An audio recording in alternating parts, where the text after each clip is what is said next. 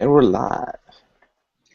Good evening, and welcome to episode 11 of EdGeekCast, the web show by, for, and about geeks who teach.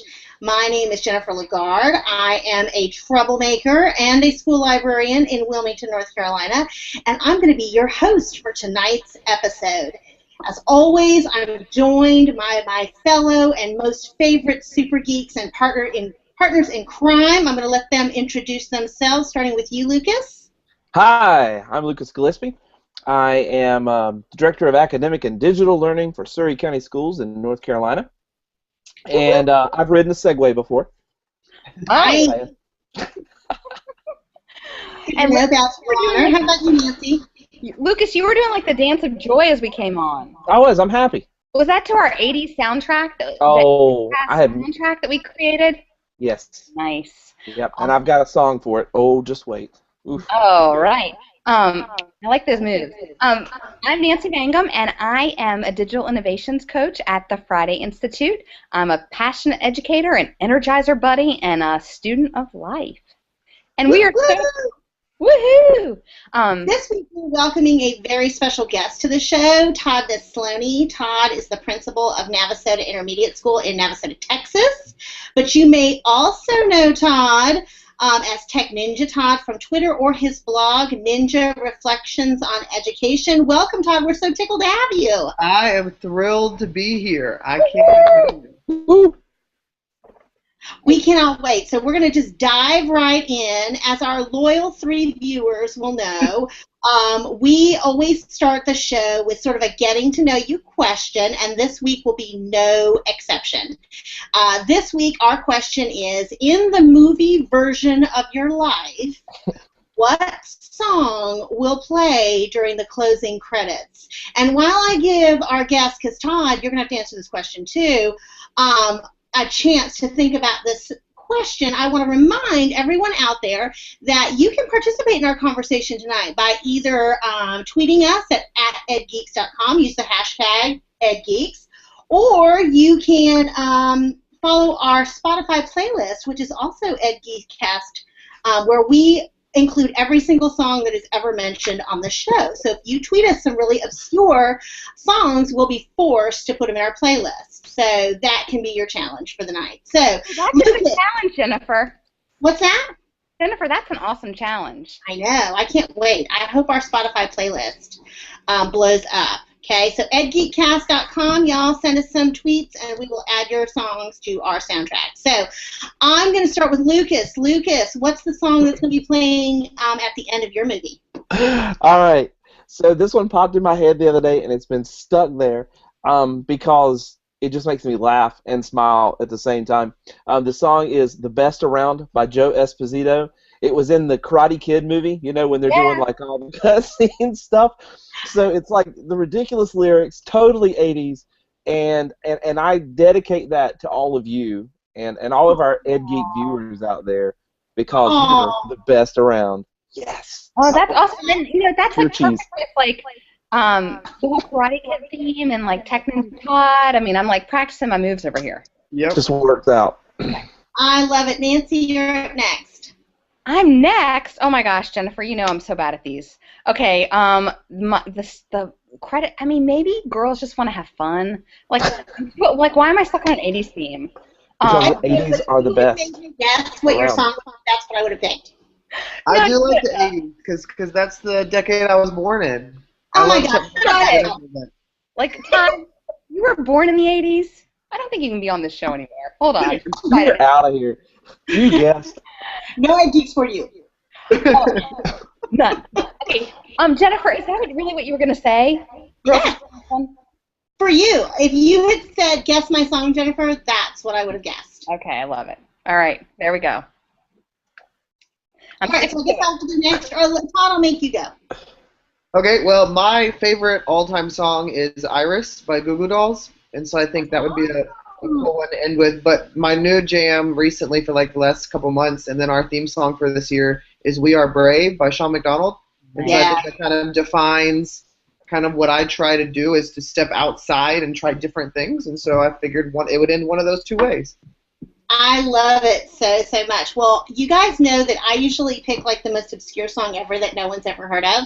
But today I'm going to go totally mainstream, and it's because I was in a restaurant on my way home, stopping to get dinner tonight, and in the restaurant came on this song that everybody has heard of, and immediately everybody in the restaurant, not everybody, but at least several people in the restaurant started to do the dance that was associated with this song. And I thought, oh my gosh, this song just always makes people happy, even though it's not necessarily a happy song. And so I'm going with Michael Jackson's Thriller, because everybody knows was doing the whole Thriller dance tonight. And so at the end of my movie, I want people to boogie down. So that is. You were going to say Macarena. Oh my gosh. No, that would be Michael Donnelly's ending credits, not mine. That is awesome. I mean, Todd, I'm right there with you. Yep. I love it so much. So I love those questions, and we're going to add all of those songs to our Spotify playlist so that you can be, while you're on your way to work, jogging down the road, getting ready for, who knows, your next party, you can be listening to the EdGeek playlist and thinking about all of us, because I'm sure that's exactly what you do.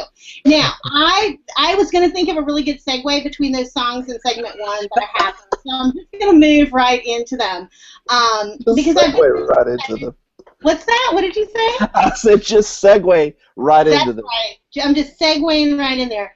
I've been really excited about this show for a long, long time, because for a while now on EdGeekCast, we've been talking about how we really need to do a show on the power of telling our story. Because no matter where you go, it seems like when you talk to educators, we all talk about the story that's being told about us.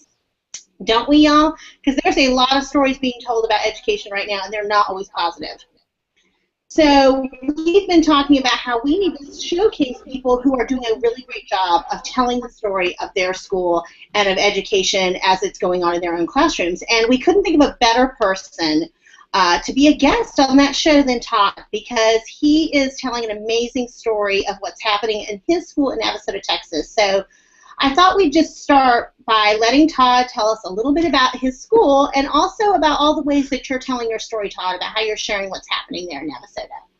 Oh, that's such a big question, Jennifer. Do you got about an hour? We do, exactly. Yes, we do.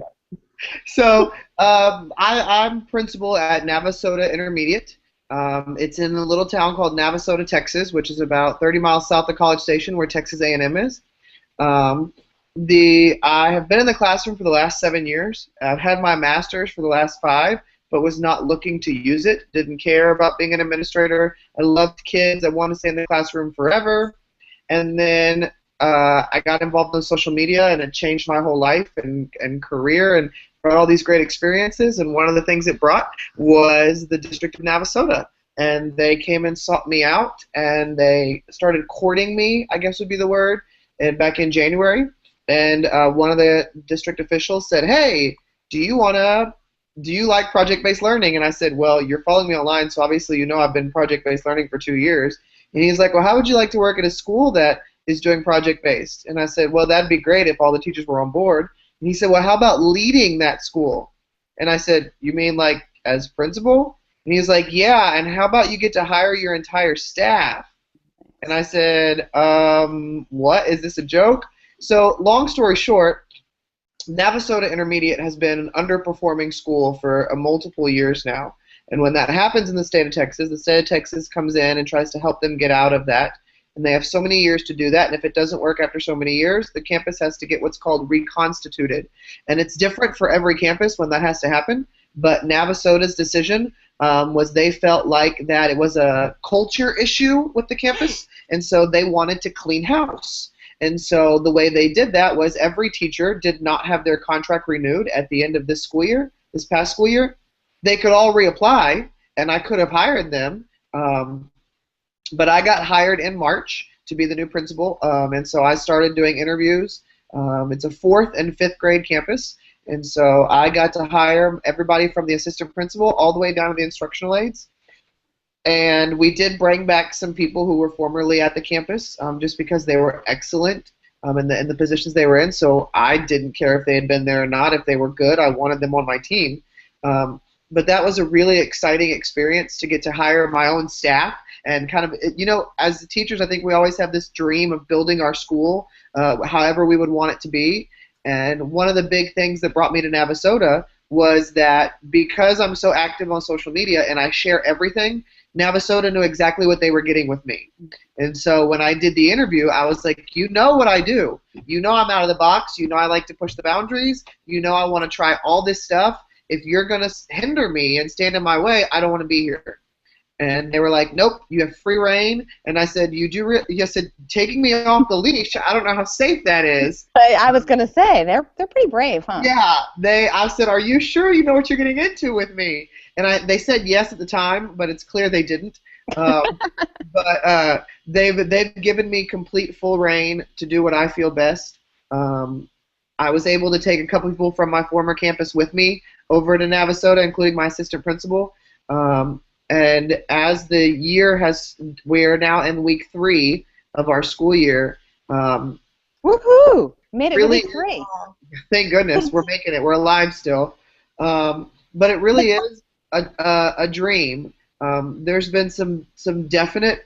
It's a roller coaster. There's been some definite highs and some really low lows the last couple weeks as we get into the gist of things and try to fix the condition that we're in. Because it's not just a campus condition, it's a district condition, and so we're kind of the first. But Tom, it looks like you may have gotten frozen up there for a minute. Hopefully you can hear us still. Yeah. Yes, you are back.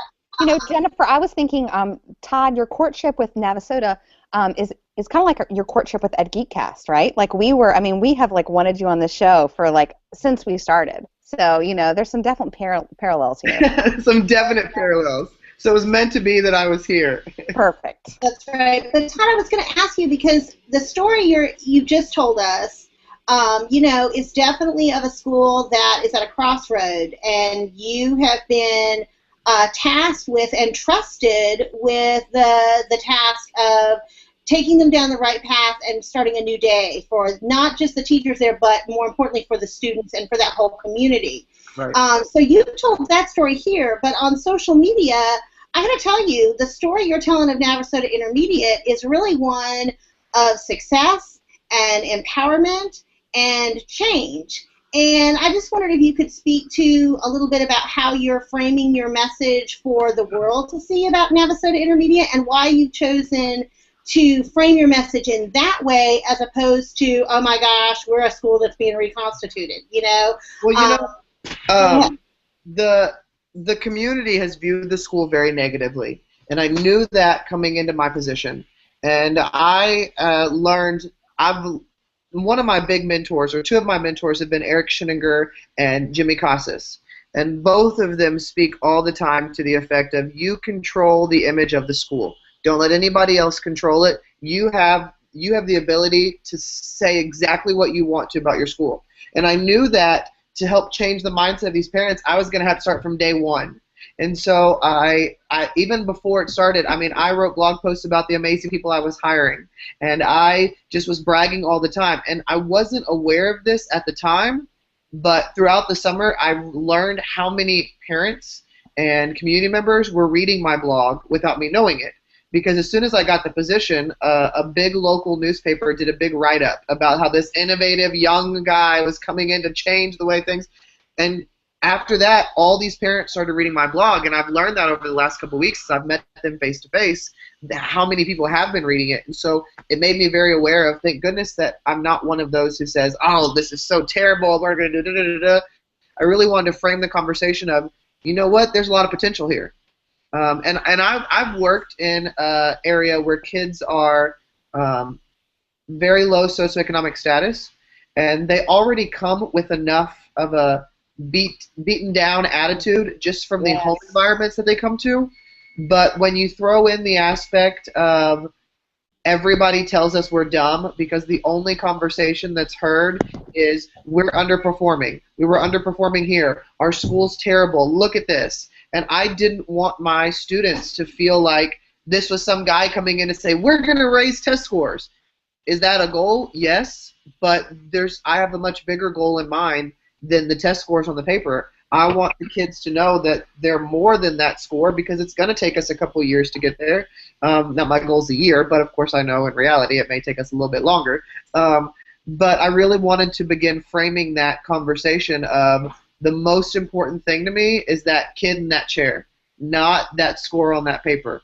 And I wanted parents to see that, and I knew that it would be much more than just me saying it, that we were going to have to be. So the staff that I sought out was staff that was so heavily concerned about the kids and their hearts and not just about their scores. And then from there we began to kind of design what we wanted the school to look like and how we wanted it to look different than traditional. And we partnered with Angela Myers to kind of do that. And we decided we were going to go with the whole You Matter theme for our school, and everything, every aspect of our entire environment was going to revolve around the fact that no matter who you were, adult or child, when you entered our campus, you were going to be the most important thing to us. And then when you left that campus, not only were you going to hopefully feel appreciated and valued, but you were going to take that feeling and pass it along to somebody else. Because we don't just want people to leave our campus going, wow, that was a really great place.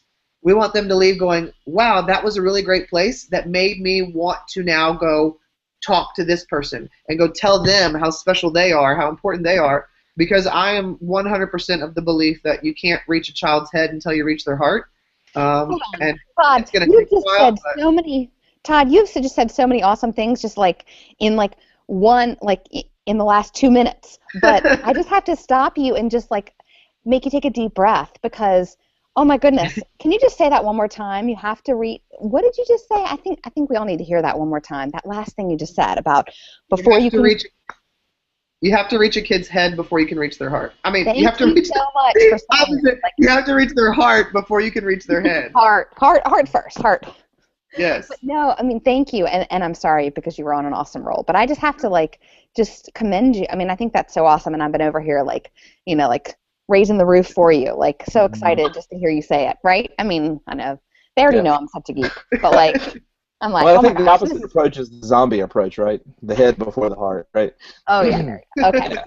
Okay. That's right. Thank you so much, Todd, for saying that. And I didn't mean to interrupt, but I just think that's missing. A lot of times we think we do get so paralyzed by the test scores that we forget that we're all human beings and we're people, and that we do need to reach that heart and we need to make those connections. And I think a lot of times. We have a lot of teachers that remember that, but we don't, sometimes administrators, because of the pressures on them, forget that. And it's so refreshing to hear. We've been really purposeful about that as an administrative team. We have tried to find some way several times a week to make our staff remember how valued they are too, whether it's something little or something big or whatever we can do. And one of the biggest things for me that I think has been the biggest impact on my staff is that we have my administrative team, we have a competition going every day to see who can visit the most classrooms. And we have a big sign-in sheet on my door, so every time you visit a classroom for at least 15 minutes, you get to sign next to that teacher's name, and then at the end of the day, we talk about who visited the most, what did you see, what do we do. And that's been so exciting for me because people are always like, oh, I can't believe you're going to be an administrator, you're going to miss the classroom, you're going to do it. For me, I don't miss the classroom at all because I'm in classrooms every day. It's different, it's not the same, but it's like now instead of my 75 kids, I have 350 of kids that my team is so good that we split the jobs so evenly that we can say, okay, you have 2 free hours, just go to classrooms. And every day we make sure we free each other up so we can spend a part of our day every day just visiting classrooms and hanging out with kids so that we are seen as more than just this person in this office. That is awesome. And, I bet, Todd, I mean, you're going to see, and I'm not sure that you have a lot of discipline issues or in the past they've had discipline issues, but I bet you're going to see a lot less. You're going to have a lot less of those issues as your teachers connect with those students. Well, it was interesting because the first day of school was the, how do I say this, was the most eye-opening day I have had ever. You have to remember, half of our students, our current 5th grade students, were 4th graders on this campus last year. And so they came with a mindset of what was there and not what was going to be there. And there was a lot of discipline the first day. A lot of kids pushing back to say, you say you care about me, but no. I've heard this before. Don't believe it. I'm going to push you. I'm going to try you. It was a very difficult first day. Not difficult, but it was very unexpected. Because typically the first day the kids are just trying to go feel you out and go, okay, can we trust you? It was not like that. The second day was like a complete 180 though. And we have our typical discipline problems, but it's funny because I've pride myself in connecting with kids, and so with what I've seen already is the last 2 weeks, the only kids that we have discipline problems are those kids that I can tell are completely convinced that they are the problem and that they are unlovable. And so trying to break through that facade and break through that hardness is kind of where my focus has been now, because it's very clear that there are behavior problems because they're hurting. And so my goal recently has been to figure out how to heal that so that we can move past the behavior, because it's not a, I think you understand what I'm trying to say, but it's not your, oh, he's just being bad because he's just a punk. No, you can tell that there's a lot of underlying pain there. Right. Mm-hmm. Definitely. I don't know who said it, but I've heard the expression before, Todd, and it just sort of echoes what you're saying, is that kids who come to school with all of their basic needs met, and I mean physical needs, housing, that kind of stuff, but also basic emotional needs, they come to school to learn. But kids who don't have those basic needs met come to school to be loved. I've seen and that so you have to love them first and prove that you love them before they're be ready to learn. So It sounds like you guys have totally embraced that. I want to say one other thing before I let Lucas actually get a word in edgewise, and that is I really picked up early in your in what you were talking about how you teach in a high poverty area. Your school is in a high poverty area where the vast majority of your families live in poverty and are on the low socioeconomic end of that spectrum, and yet those parents still read your blog. Mm-hmm. They still followed you in some way on social media through first maybe the catalyst being their local news story or whatever. But we oftentimes, I think, and it's very dangerous to write off families and communities that are poor and saying that we're not going to be able to reach them through that avenue. So could you talk just a little bit about the ways that you guys have used technology to reach both kids and to tell your story in the community? Yeah, so about 80% of our population is on a free and reduced lunch. And for people who aren't used to working in that kind of environment, they think that by that poverty level means that they don't have the tools or the connection, which is completely untrue. What I've learned dramatically over the last couple of years is typically the low poverty people don't know how to manage their funds, and so they end up buying devices, and they can pay for internet, but maybe not their food. And so we have a lot of parents that have internet access. I have 5 phone numbers on files for kids, and they're all disconnected, but they have internet at home. So I mean, it's that kind of issues that we run into with our kids is just the nomadacy. Would that be the right word? Yeah. They move a lot. Our kids do. So keeping track of their addresses and their phone numbers is very difficult. But that's why we use social media. Is because it doesn't matter where they go, they're still going to find access to those kind of things typically. We use Twitter, and I will say, I have never really had, and I've used Twitter for the last 2 years in my classroom, I don't think I've ever really had a parent follow me on Twitter. Mm. But the first time I knew that parents were following me and the school on Twitter was when our air condition wasn't working in the 200 hall. And a parent tweeted me and said, when is the air going to get back on? And I thought, whoa, parents are reading my tweets? I thought y'all were all just on Facebook. And so that was a little eye-opening because to me it's like when I share the story of the school on Twitter, I just view that as sharing it with others outside of the community. Mm-hmm. But there's community that are on there and that are active. It was funny when the mayor tweeted me once, and I was like, the mayor of Navasota is on Twitter? Awesome. How cool is that? But so we use Twitter. We haven't used Instagram a ton. That is a goal of ours. I've been a little split-brained recently, so haven't really. I think we've Instagrammed 2 photos, but we tweet photos every day. My job and my administrator's job is, as we visit classrooms, you do not leave that classroom without a photo of some kind of engagement. And so. And so, Todd, do you all tweet from a shared account? Do you all have a school account? We tweet from our school account, which is also linked to our Facebook page. So every tweet we send out automatically posts on Facebook, so I don't have to worry about going back and forth between the two. And then every tweet that we tweet out from the school account, I go and retweet from my account, since I have quite a few more followers than our school, so that it just gets that image out there even further. That's great. And Todd, do you is there a quick way you can tell people if they're curious on how to do that? Is there a quick way to tell them how to connect those 2 accounts, or?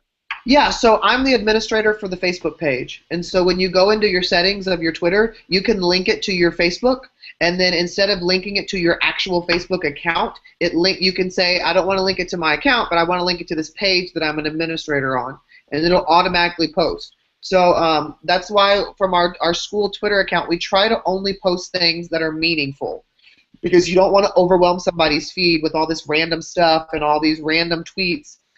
We try to post things that parents can see, they can quickly read. And then every now and then I'll find a really good article for parents, and I'll tweet that from the school account. I don't tweet random educational articles. It's just articles that could benefit parents. And then I blog. Thank you. I try to blog all the time, and we just started our school blog, and so every single week a different employee will be blogging. Our instructional coach blogged this week. One of our 4th grade teachers, Michael Donnelly, he's going to be blogging at the end of this school week. And then our hope is that by next semester, we'll have an employee blogging every week and a student blogging every week as well. Wow. And speaking of Michael shared his song that he would be to his life.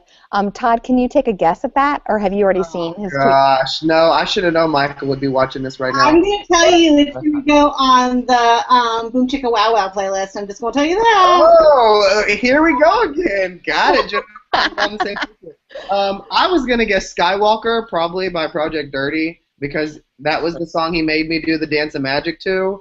Nice. My other guess would be Boom Chicka Wow Wow, or what is that? Is it Let's Get It On by Marvin Gaye? Was that the other one? Oh, nice. Oh, no. It's actually I Get Lucky. By Yes. Daft Punk. By Daft Punk. Get That would be my next guess, because that was the other song we talked about. Yeah, sorry. Okay, to interrupt our flow there. We have one extra viewer tonight since Michael is tuning in, so I can't make too much fun of him. But anyway, that's awesome. Lucas, we have totally ignored you all night long.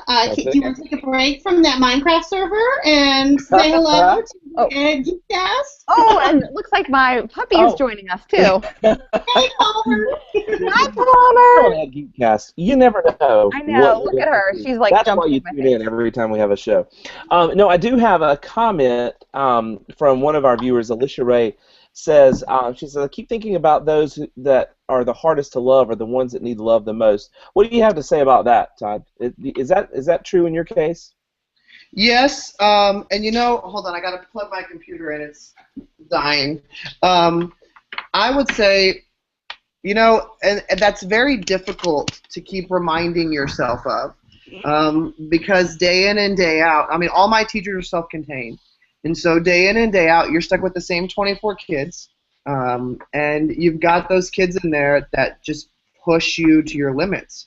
And because you've got a heart, that kid is the one that needs you the most. But at the same time, you're like, sometimes I just want to just grab you by the collar. But I think that's why I don't think teaching is for everybody. And I think it takes a very special person, because anybody can walk into a room and share some information with kids. But if that's the only reason you are in education, then you're wasting your time and you're wasting our future's time, because that's what you're doing. And when I have kids, I would never want them in your class. I want my kids to be in a classroom where I know, regardless of their behavior, the thing I always tell my teachers is, when your kids come in that next day, every single day is a fresh start. Every day. I don't care what they did before, and that's one reason why I purposefully do car duty every morning and every afternoon, because I want to put those kids in the car and tell them to have a great evening, and then when they get out, I want them to see the principal stand there and say, oh, I'm so glad you're back, it's going to be a great day. Doesn't matter if they were in ISS, doesn't matter if they were in my office or if they had issues at lunch, whatever. I want them to know that second chances exist, and we are a campus that believes in that. And so I don't always do well loving those really hard to love kids, and I'm completely okay with admitting that. I think it's a constant learning is to figure out exactly how, because those kind of kids, every one of them, you have to love differently. There's no one way to say, oh, when you have a difficult child, this is what you do. No, it's not the case, because you have those difficult kids because they haven't eaten in 3 days. You have those difficult kids because mom hit them before they got in the car, and they're holding that against you. And you know, one of the stories I'll share is there was a kid that got out of his car a couple mornings ago, and he was so angry. And I do the duty with my counselor, and he would not speak to her. And he walked in, and she walked in with him, and she was like, you know what, why don't we just sit here and calm down? And he didn't want to talk about anything. And I went in and sat with him, and I said, you know what, come on in my office, let's talk. And we just went in there, and he wouldn't talk to me. He was like, I don't want to talk about it. And so we just kind of sat there and chatted about some other things. And then I said, is it school? Are you just mad that you're here? And he looked at me and he said, no. He said, this is the only place that I love to come every day. My teacher is the best teacher ever, and I feel safe here, and that's why I come.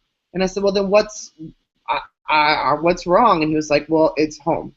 And you know, you got those kids who they're angry, and it has nothing to do with you, but they don't know how to deal, and they take it out on you.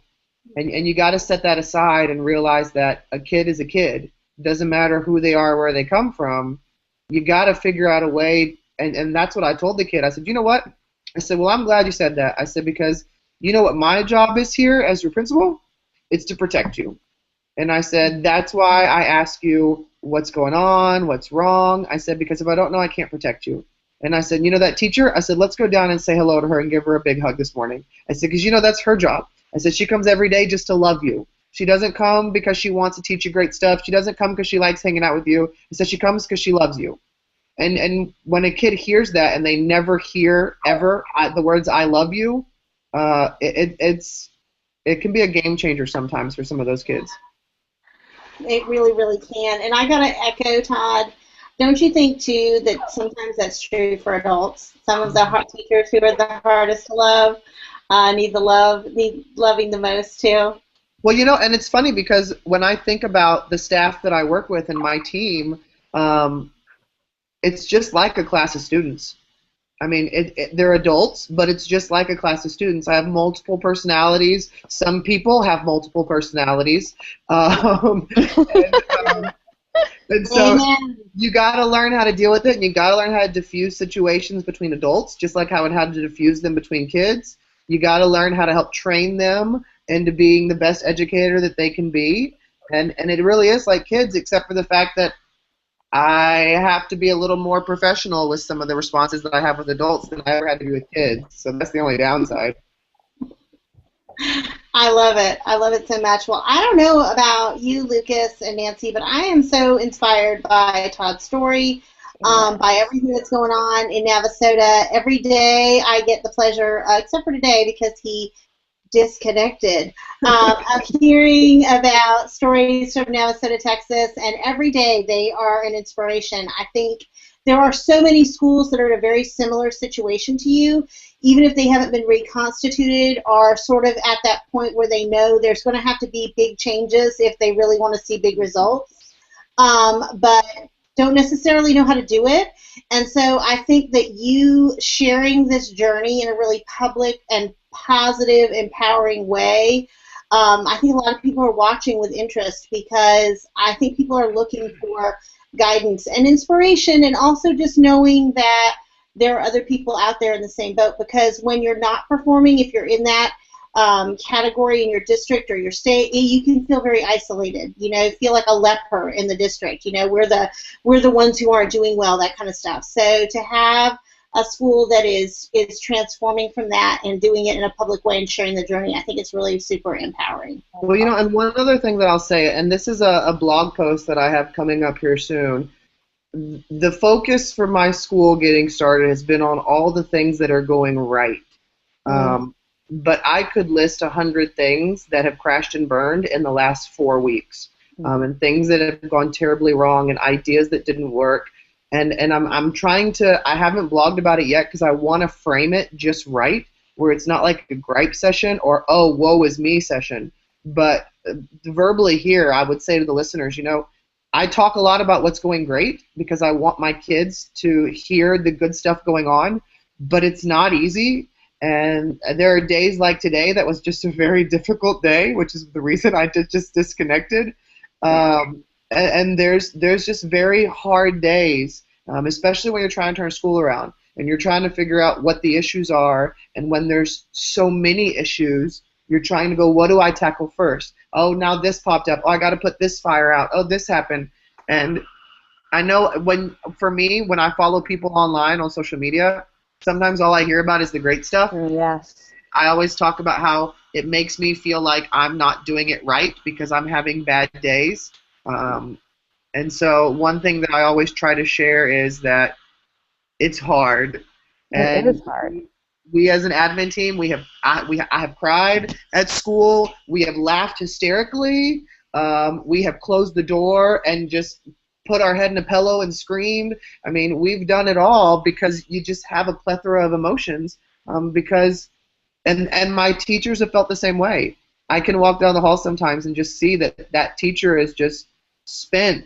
They've just given everything, and it's the third week of school, and they're like, I need a break. And so I go and give them a break, or somebody tries to.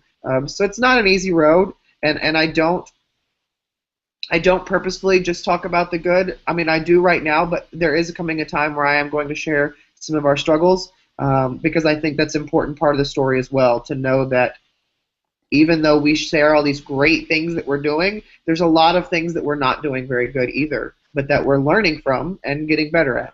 What's that whole growth mindset, isn't it, Todd? I mean, Yeah. I think and thank you so much for bringing that up, because I think you're right. Sometimes online, especially, if you're following social media a lot and you're kind of connected, that you do feel like, gosh, nobody's sharing, the things that when they have a hard day or the things that aren't going right. But I think it's important for us to share that with each other, as well as sharing it with our students, because that's how we learn that it's okay to fail, it's okay to mess up, and that's how I think we help develop that growth mindset. That mindset of iterations, right? We try something, and if it doesn't work, we try something else, and we try again, and we try again. And I think that skill in itself is so important for our students to learn. I completely agree. And for us. Yes, yes. It doesn't have to be perfect just at first, the first time, because that's how we learn and grow. Yeah. So I appreciate your honesty.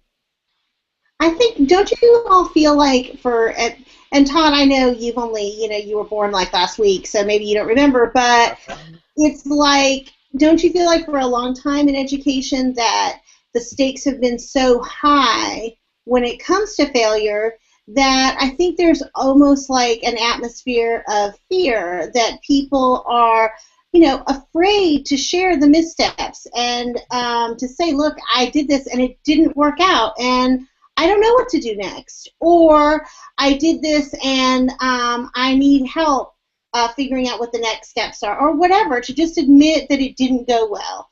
It's funny you say that, because as a classroom teacher the last 2 years, I blogged about that all the time. I blogged about my failures all the time, especially with PBL, and what wasn't working for me, and what the lessons that crashed and burned. And my parents loved it.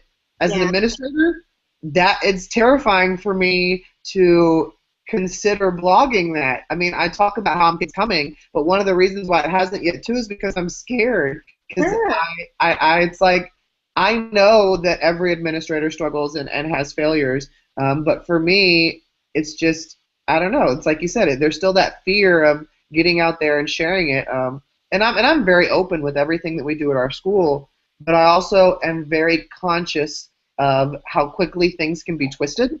And so I don't ever want to share anything that the parents of my students look at it and go, why is that principal complaining about his job? Why is he talking bad about my school or bad about my kids? And I don't want ever to have any of my parents feel like that. And so I got to toe the line just right of being honest and being scared and saying it correctly. Right, right. Because you, go ahead, who was going to say? Oh, no, Jennifer, you go.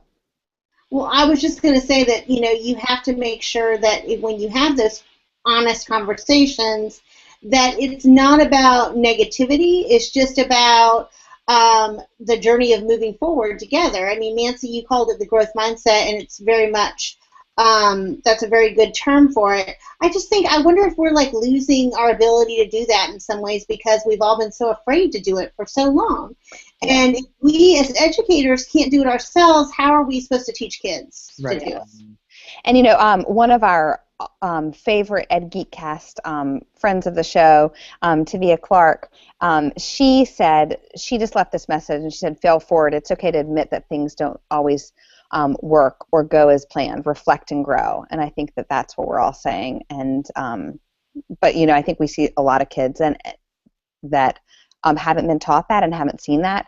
Whether you're talking about your students at your school or students who come from maybe more affluent families as well. It's important for all of our students to know that. Yeah. And for us as teachers, because I work with a lot of teachers that don't always feel that way. They feel that pressure. And I think, Jennifer, you hit the nail on the head when you said that. I think it's the pressures, to be perfect and the pressures to succeed. And sometimes, so it's very refreshing, Todd, to hear that there are administrators out there that are embracing that and saying it's okay. Like, we're going to try things. And I think that that's in the schools that I've worked with that have been the most innovative and being able to turn around things.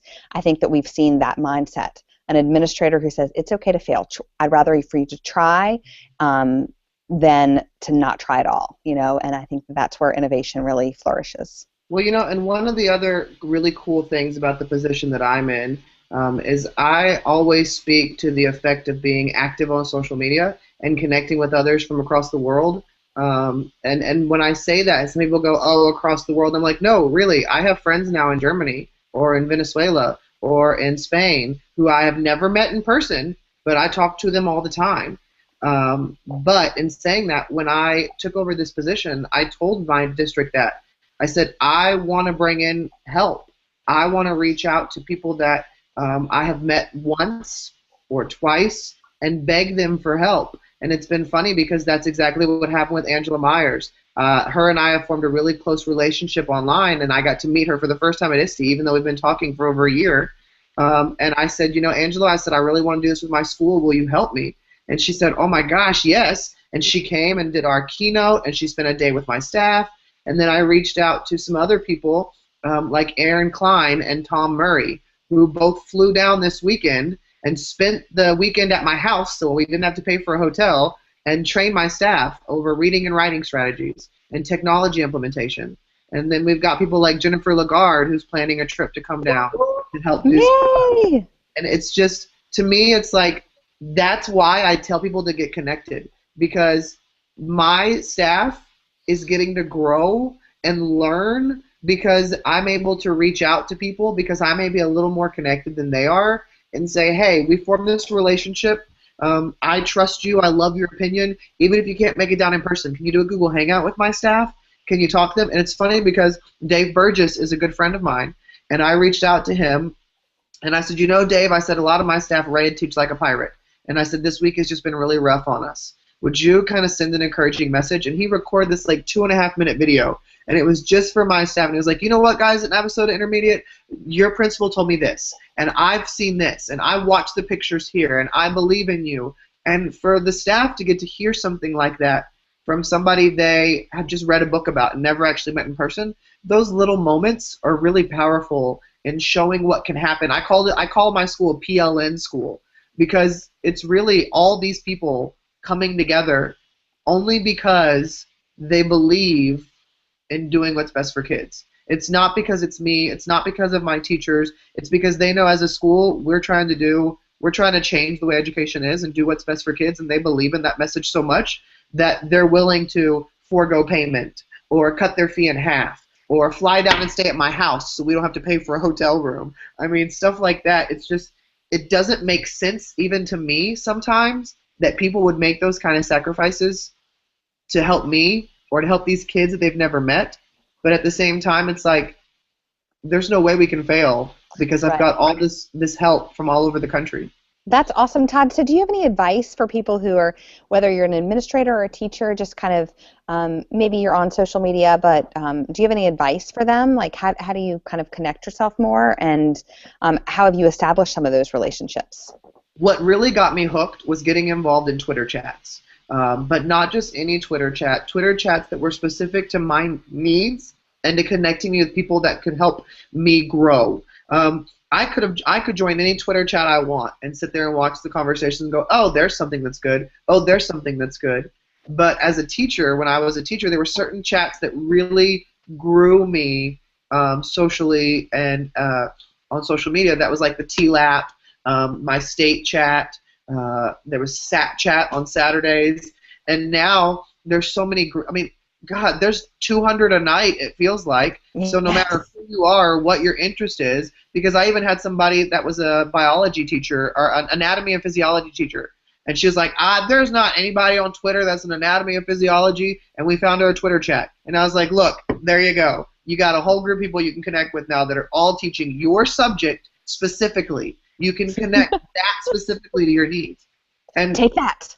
Yes. The ninja, right? The ninja. And talk spleen all night long. Mm-hmm. But at the same time, I mean, you have to be willing to step outside of your comfort zone. And it's absolutely terrifying. And I was one of those people who I did not tweet for months when I got online because I said, everybody else has way cooler this stuff than me. My stuff looks like crap. I'm not sharing it. I'm not going to talk about anything.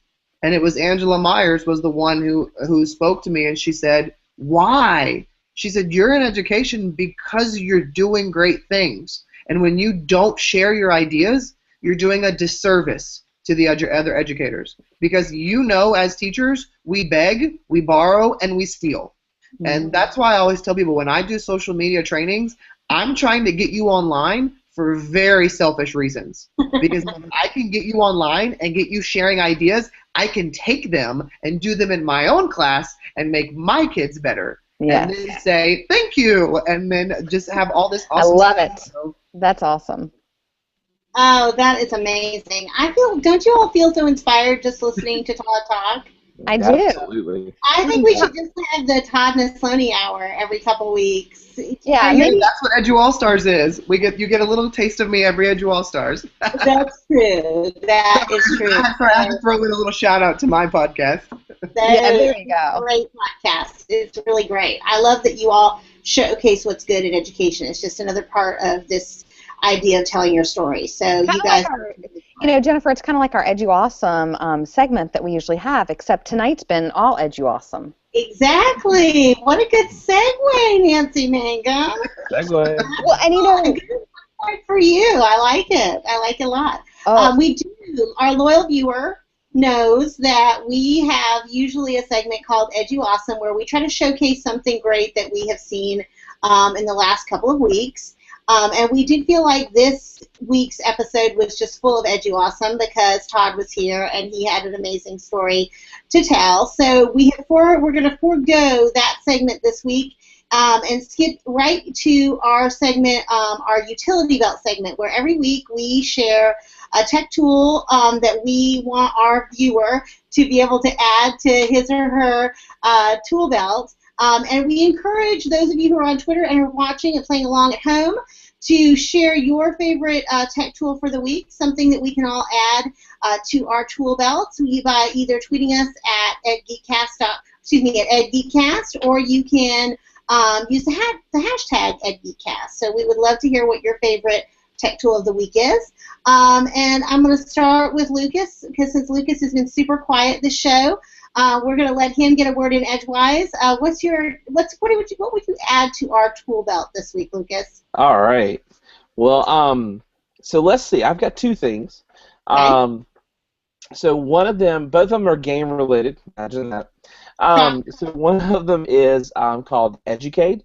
That's educade.com. And the Educate is a great resource for teachers who are looking to integrate games into their classroom. So it's got lots of games. Some of them are educational games, some serious games. Some of them are games for entertainment, but they all have resources and ideas associated with them on how to bring them into the classroom to connect and engage your kids. So it's pretty cool. Definitely worth checking out. And kind of along those lines is graphite.org. And I don't know if you've seen that or not, but it's a spinoff of Common Sense Media.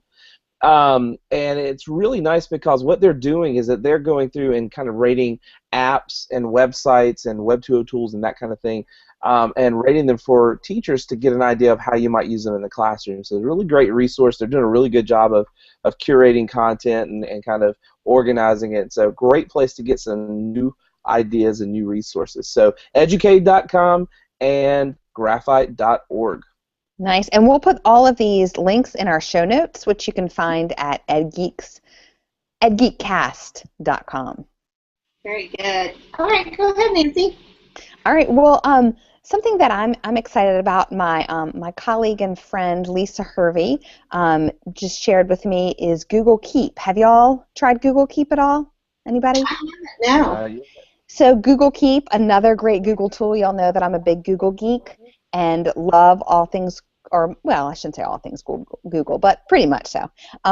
So Google Keep allows you to make lists, and not just one long list, but it allows you to create different Post-it notes with different lists or different groups of lists. So I'm still a paper pencil girl when it comes to lists, but I'm going to try this out. I've tried a couple of other tools in the past and haven't been as successful. So I'm going to try this out, Google Keep, and thanks to Lisa for sharing it. I also have two other things that I want to share in the utility belt. Wow. I know, like, okay, like, am I taking all of our time tonight? So greedy. My chips are up, right? Did y'all ever do that in the classroom? Like when a student would talk too much, you'd give them like 3 chips. These are your 3 chips. You got to use them wisely. All right, okay. So I'm using them all up. I'm throwing them all in. All right. This is so 2 things I'm really excited about, and they're learning opportunities. I agree with you, Todd. I think the Twitter chats are a great way to connect, and you can learn so much.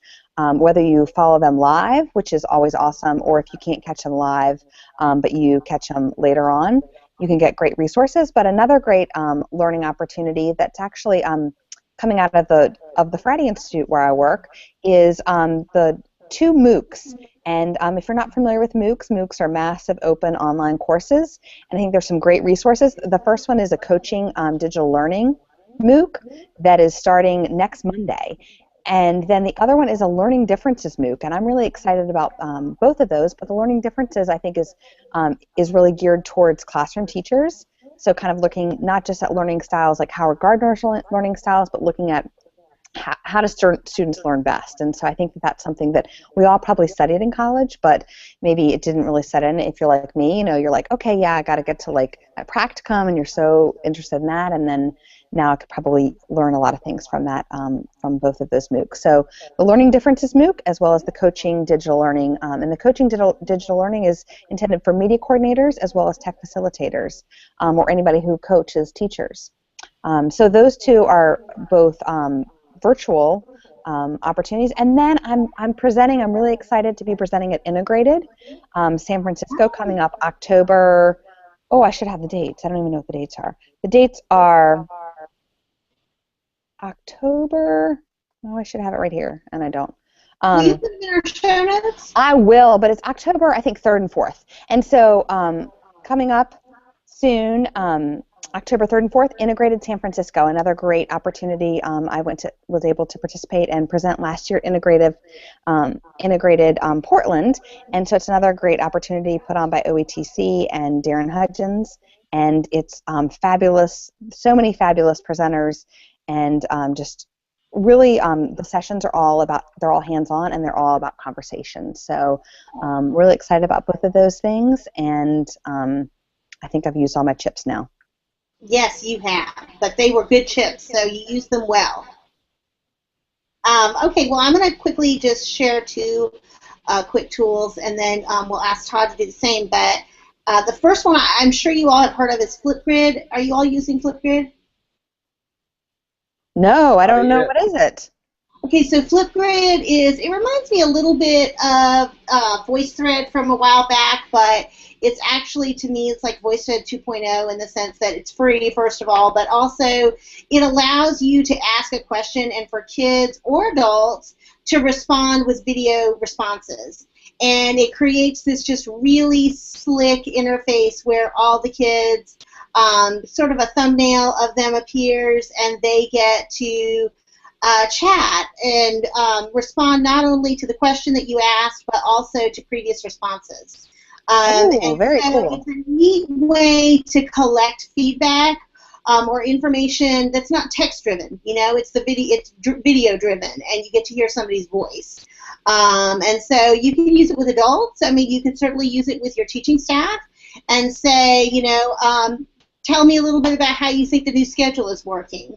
You got a week to reply, or you got 2 days to reply, and then you just click the link, you record with the webcam on your computer, or if you want to use the app, and it records your video, and then your response is recorded amongst all the others in response to the question that's been posed. So it's a pretty neat little tool. I like it quite a lot. And that's called Flipgrid? Flipgrid. All right, I'm checking it out now. Yeah, so it's kind of a neat thing. So like I said, adults or teachers, I like it a lot. And then the other thing is I wanted to, and I know there's other resources for this, but this is the one that I've been using recently. Some of you know I was able to, I had a Donors Choose project for a 3D printer funded last weekend. Thanks to several of you, Todd Nesloney.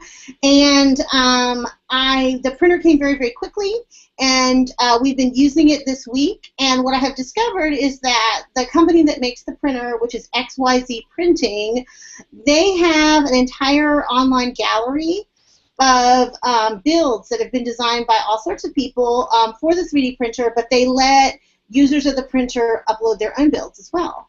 So it's a really great way, if you have a 3D printer in your school, for you to, if kids design their own schematics to be printed in the printer, they can share those. And then they are rated publicly. There's no narrative to go along with the rating. They just get like a 5 out of 4 or 5-star rating.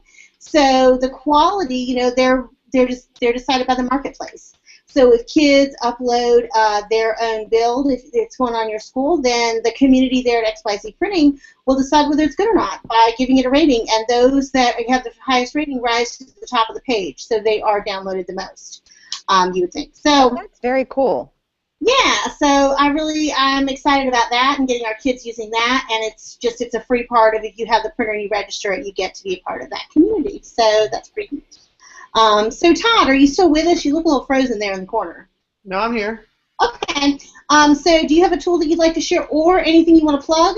Anything? Well, I don't use technology and hate it, and it's not allowed in my school, so I don't have anything. Oh, okay. No, that's a total joke, by the way. Let me just get that out there. Before I start tweeting that out? Oh. Yeah, exactly. Let's see. Your whole name, then, really. You. Well, there's some companies that I absolutely love that I swear by and do a lot of stuff with. One of them is Remind, formerly known as Remind 101. I think it's just the best tool out there to communicate with parents and students. We use it as a campus, but every one of my teachers is using it as well. Another one that my teachers are loving is Class Dojo. Yes. But I will say, you know, people view Class Dojo as this behavior management with negative and positive, and when you have negative behavior, you get negative points. But I have some teachers doing some really creative things with it, where it's not necessarily like that. I have one of my 4th grade teachers who he is using it where you get positives for doing great things or for being a good helper, but then you use those positive points to buy things, like to buy a cape that you get to wear in class today, or to buy a lunch with the teacher. And so that's where the negative comes in, is taking those points away, but you don't ever lose points for behavior. You only earn them. And I think using things like that is so powerful and such a cool and unexpected way to use those things that's really exciting. And then, of course, I love Sophia. It's SOPHIA. It's sophia.org. It's a learning platform where there's about 40,000 videos already created by teachers for teachers, and it's what I use to flip my classroom. They've got you can get Flip Class certified for free, Chromebook certified for free. You can get iPad certified for free. You get a T-shirt. You get a certificate. I mean, it's pretty awesome. And so those are just 3 of my favorite tools to use. That is great. And do you have anything you want to plug? Are you going to be somewhere that we should all tune into? Or yes, I definitely want to plug Miami Device. Miami Device is coming up at the beginning of November. It's in Miami, Florida, miamidevice.org. I'm telling you, it is like the most incredible speakers ever that are going to be there. Cool. Kevin Honeycutt and Tony Vincent are the 2 keynotes. And then some of the featured speakers are Aaron Klein, Brad Wade, Drew Minot, myself, and I mean, there's like 30 featured speakers. It's going to be an absolutely incredible 2 days, November 6th and 7th. So definitely check out Miami Device. Tweet at Miami Device and tell them you heard me talking about it, so they know that I actually do talk about that I'm going there. But Felix Giacomino is in charge of that conference, and he is one of my favorite all-time people. I mean, he's right up there with Jennifer Lagarde, and so I love Felix so much, and I'm excited that he is bringing. Todd, I think we lost you for a second. No, I'm back. I know my stupid internet keeps going out. But I was going to say, we still love you, Todd. We still love you. And that's really all we need. We don't need anything That's right. else. I think we got it all. And another That's one that I'm excited about is I'm excited to get to go to NC Ties this year. Yes, North Carolina Technology and Education Conference. Right. North Carolina represent. That is really a good conference. You're going to love it, Todd. Can't wait to be March there. 4th through the 6th. Yay. That's right. March 4th to the 6th. Mark your calendars. Todd, we'll have to have you back on the show again before closer to that time, because anytime. For all of our loyal listeners out there, you know that Lucas, Jennifer, and I are all representing North Carolina, even though we're worldwide, right? We represent North Carolina, and so we're super excited to bring Todd to NC Ties this year. It's going to be awesome. Go Texas. Oh, yeah. Oh, sorry. Exactly. Texas and North Carolina, we are converging. Well, gang, I can't believe it, but we have wrapped up in another hour on EdGeekCast. Can you believe it, guys? No, but hey, Jennifer, I just wanted to share really quickly. A couple of our viewers have shared tools. Lucas, do you want to really quickly? Yeah. I would love to. Can you guys hear me? Yes. We can. In and out there. Okay, let's see here. Okay, I've got them in the list. So big shout out to at SQ Librarian for sharing Google Smarty Pens. It's a tool. It's a game-like tool where you test your geography knowledge using Google Maps. It's pretty cool. I took a look at it. Definitely worth linking. And again, at Tavia Clark sharing awesomescreenshot.com and Screencastify, which is a Google Chrome plug-in. So those look like great tools. Definitely glad to add them to our utility belt as well. So thank you, EdGeekers out there, and keep those ideas and those resources flowing. We will add them to the show notes. We love them so much, and we love you. Thank you so, so much. And thanks to all of you out there who watched EdGeekCast tonight. Thank you, Todd, for being our guest. We were just thrilled to have you. Don't forget that you're going to be able to get all of these resources, plus the archive of the show at edgeekcast.com. As soon as we wrap up, we will post those items, and the archives of all of our previous shows are there.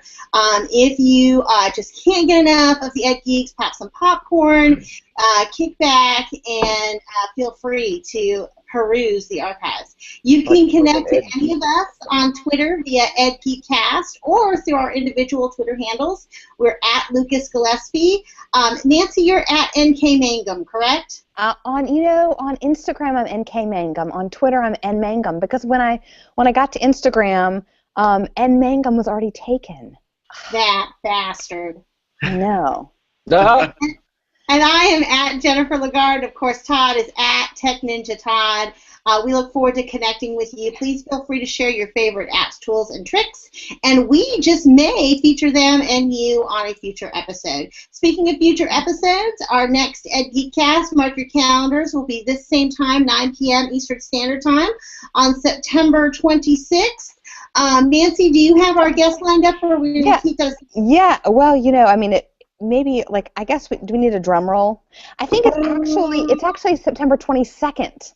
And we're going to be talking about coding with kids, and we're going to have, especially our elementary kids, one of our friends of the show, Chris Tuttle, is going to be on talking about how she does a lot of coding with her elementary school students, and all the great things that are happening with that. So that should be really exciting, talking about coding with them. I know that I can probably learn a lot. In fact, I've been to her coding club, and I have learned a lot. So I'm excited to have Chris. And mark your calendars, gang. You won't want to miss that show. And until then, have a great night. We hope this is the best year ever. This is Jennifer Lagarde signing off for EdGeekCast. Good night, everybody. Good night, everyone. Woohoo!